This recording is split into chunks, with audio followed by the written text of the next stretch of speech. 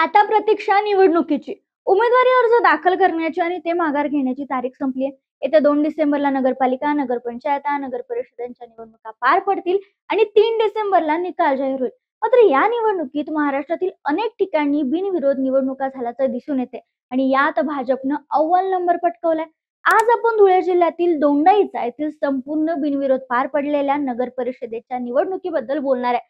तसेच मंत्री जयकुमार रावल यांनी इथं ज्या पद्धतीनं राजकीय समीकरण फिरवलेत त्या संपूर्ण गेम बद्दल देखील चर्चा करणार आहे. चला तर मग सुरू करूयात. नमस्कार, मी संजना कट्टुकट मध्ये आपलं स्वागत. खरं तर राज्यात अनेक ठिकाणी बिनविरोध निवडणुका पार पडल्यात. निवडणुका होण्याआधीच भाजपनं अनेक ठिकाणी गुलाल उधळल्याचं चित्र दिसून आले आणि याची सर्वात मोठी साक्ष म्हणजे महाराष्ट्रात काही दिवस चर्चेत असलेली अनगर नगरपंचायत. इथं भाजपनं गुलाल उधळला. प्राजक्ता पाटील म्हणजे राजन पाटील यांच्या सुनबाईंना पहिला नगराध्यक्ष होण्याचा मान मिळाला. इतकंच नव्हे तर इथे संपूर्ण 17 नगरसेवक बिनविरोध निवडून आलेत. खरं तर महाराष्ट्रातील या नगरपालिका आणि नगर परिषदेच्या निवडणुकीत भारतीय जनता पक्षानं मोठी राजकीय ताकद दाखवली आणि या ताकदीमागं अनेक मंत्री, नेते आणि आमदारांचा वाटा आहे हे विसरून चालणार नाही. अनेक वॉर्डमध्ये मतदान झालेलं नाहीये आणि भाजपच्या उमेदवारांना विजयी घोषित करण्यात आले.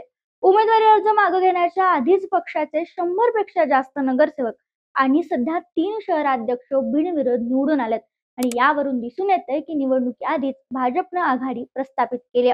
पश्चिम महाराष्ट्रात 41, उत्तर महाराष्ट्रात 49, कोकणमध्ये 4, मराठवाड्यात आणि विदर्भात 3 असे बिनविरोध विजयी झालेले आकडे सध्या तरी हा व्हिडिओ बनवेपर्यंत पाहायला मिळतात आणि हा आकडा वाढत जाईल यात काही शंका नाहीये.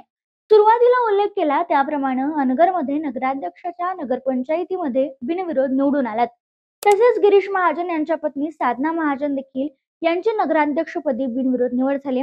देवेंद्र फडणवीस यांचे मामे भाऊ प्रल्हाद कलोदी यांच्या चिखलदरा नगर परिषदेच्या ठिकाणी नगरसेवक म्हणून बिनविरोध निवड झाले. आणि या व्हिडिओच्या माध्यमातून आपण बोलणार आहोत त्या दोंडाईचा देखील इतिहास, जिथं त्या दोंडाईच्या नगरपालिकेमध्ये देखील इतिहास घडवून आणला गेला, जिथं सगळे नगरसेवक बिनविरोध निवडून आलेत आणि नगराध्यक्ष पद देखील बिनविरोध निवडून आणण्यात मंत्री जयकुमार रावल यांनी इतिहास घडवला.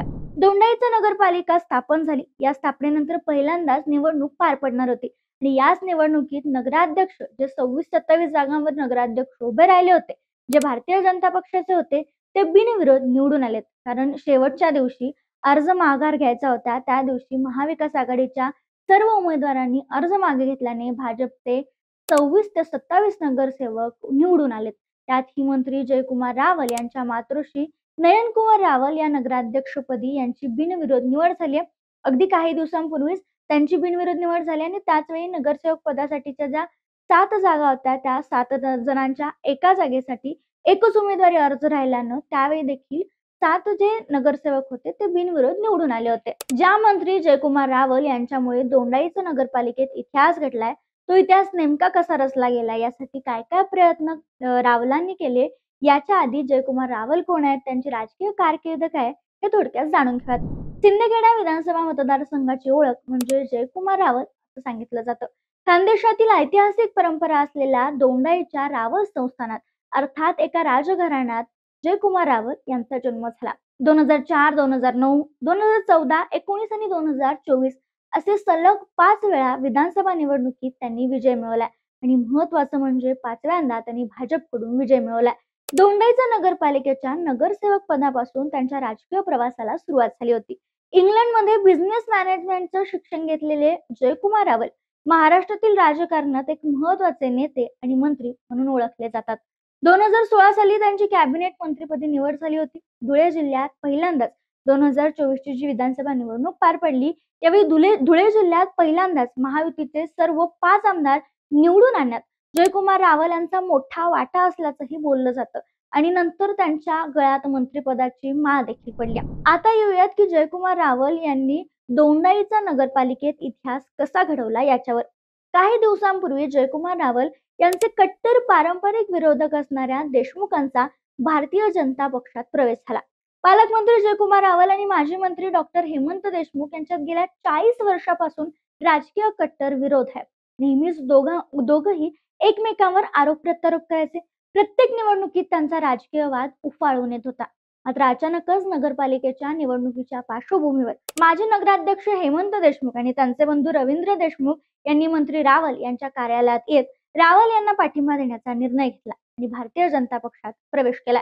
संघर्ष थांबवण्यासाठी अनेक वर्षाचा राजकीय संघर्ष थांबवायचा होता. दोंडाईचा आणि शहर परिसराचा विकास करायचा होता. एकत्रितरित्या काम करून विकासाला चालना देणार आहे असं स्पष्टीकरण जेव्हा भारतीय जनता पक्षाचा प्रवेश घडत होता तेव्हा रवींद्र देशमुख यांनी दिले. खरं तर नगरपालिकेच्या निवडणुकीत आता यामुळे त्यांना विरोधकच उरला नव्हता. त्यामुळे ही जी निवडणूक होती ती अर्धी निम्मी रावल यांनी जिंकली होती असं म्हणायला हरकत नाही.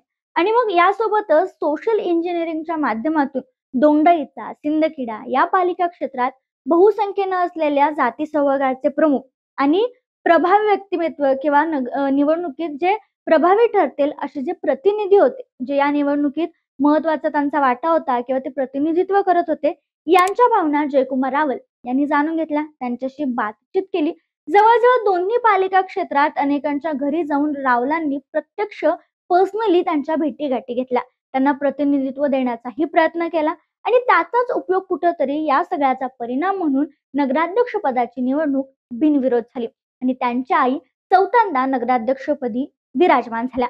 कारण विरोधी उमेदवाराचा अर्जही त्याच दिवशी बाद झाला आणि जेव्हा उमेदवारी अर्ज मागे घेण्याची शेवटची तारीख होती नगरसेवक पदासाठी, नगराध्यक्ष पदासाठी, तेव्हा अजित पवार गट आणि ठाकरे गट यांच्यात 21 नोव्हेंबर मध्ये जेव्हा मागे घेण्याची तारीख होती तेव्हा कुठेतरी वाद निर्माण झाला आणि याच वादामुळे अनेकांनी आपले अर्ज नगरसेवकासाठी जे भरले होते ते मागे घेतले आणि मग महाराष्ट्रातील पहिली नगरपालिका जिथं सगळे नगरसेवक बिनविरोध निवडून आले आणि दोंडाईमध्ये इतिहास घडला. या इतिहासामागे जयकुमार रावल यांचा हात असला असं सांगितलं जाते. कारण त्यांची सोशल इंजिनिअरिंग आणि विरोधकच पक्षात किंवा विरोधकच तालुक्यात न ठेवणं त्यांच्या या करिश्मामुळे किंवा या गेम खेळीमुळे सध्या दोंडाईमध्ये हा इतिहास घडलाय, ज्याचं श्रेय जयकुमार रावल यांना दिलं जाते. त्यामुळे आता अजून कुठे कुठे भाजप बाजी मारेल हे पाहणं महत्वाचं आहे. मात्र या सगळ्या राजकारणावर तुमचं मत काय आम्हाला कमेंटमध्ये कळवायला विसरू नका.